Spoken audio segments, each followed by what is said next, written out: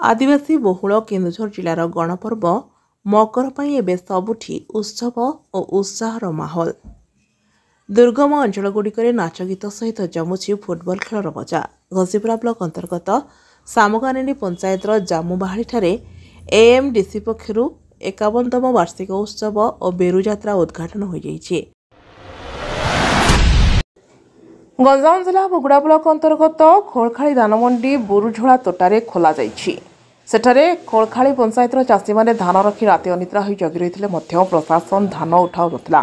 ଏପଟେ କଟନି ଛଟନି କରି ଧାନ ନେବା ପାଇଁ ଯୋଜନା ଚାଲିଥିବା ବେଳେ ସେପଟେ ଚାଷୀଙ୍କର ଗୋଟିଏ ଜିଦ୍ ଥିଲା ଯେ ଏଫ୍ଏକ୍ୟୁ ମାନ ଯାଞ୍ଚ କରି ଧାନ ନିଅ, ନତୁବା ଆମେ ଧାନ ଦେବୁ ନାହିଁ। ଏହାପରେ ଗତକାଲି ଆର୍ଏମ୍ସି ଅଧିକାରୀ ଓ ଯାଞ୍ଚ କର୍ମଚାରୀ ପହଞ୍ଚି ଧାନର ମାନ ଯାଞ୍ଚ କରି ଏଫ୍ଏକ୍ୟୁ ମାନର ଧାନ ବୋଲି ରିପୋର୍ଟ ଦେଇଥିଲେ ହେଁ ଧାନ ଉଠିନଥିଲା। ଏନେଇ ଚାଷୀମାନେ ହୋହାଲ୍ଲା କରିବା ପରେ ପୁଣି ଏଫ୍ଏକ୍ୟୁ ମାନ ଯାଞ୍ଚ କରାଯିବ ବୋଲି ସୋସାଇଟି କର୍ତ୍ତୃପକ୍ଷ ବାହାନା କରିଥିଲେ।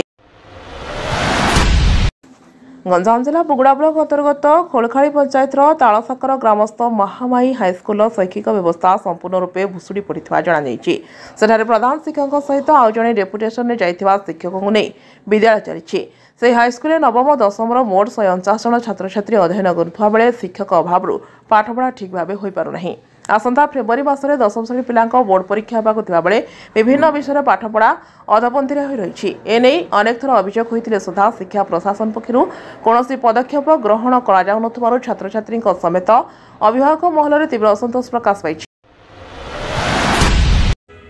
ମକର ସଂକ୍ରାନ୍ତି ଅବସରରେ ମୟୂରଭଞ୍ଜ ଜିଲ୍ଲାର ଠାକୁରଗୁଡ଼ା ବ୍ଲକ ଅନ୍ତର୍ଗତ ଭରାଣ୍ଡିଆ ପଞ୍ଚାୟତର ନିଶ୍ଚିନ୍ତପୁର ଗାଁରେ ଥିବା ଯମଦ୍ୱାର ଘାଟିର ମା ଦ୍ୱାରିକାଶୁଣୀଙ୍କ ପୀଠରେ 5 ଗୋଟି ଦଳକୁ ନେଇ ପାରମ୍ପରିକ ଚାଙ୍ଗ ନୃତ୍ୟ ପରିବେଷଣ ହୋଇଯାଇଛି। ପ୍ରତିବର୍ଷ ପରି ଏଠାରେ ଅନୁଷ୍ଠିତ ହେଉଥିବା ମେଳା ଚଳିତ ବର୍ଷ ମଧ୍ୟ ମକର ସଂକ୍ରାନ୍ତି ପରଦିନଠାରୁ 3 ଦିନ ଧରି ମେଳା ଅବସରରେ ମା ଦ୍ୱାରିକାଶୁଣୀଙ୍କଠାରେ ଲୋକେ ପୂଜା ଅର୍ଚ୍ଚନା କରିବା ସହ ଚାଙ୍ଗ ନୃତ୍ୟ ଦେଖି ଉପଭୋଗ କରିଥିଲେ।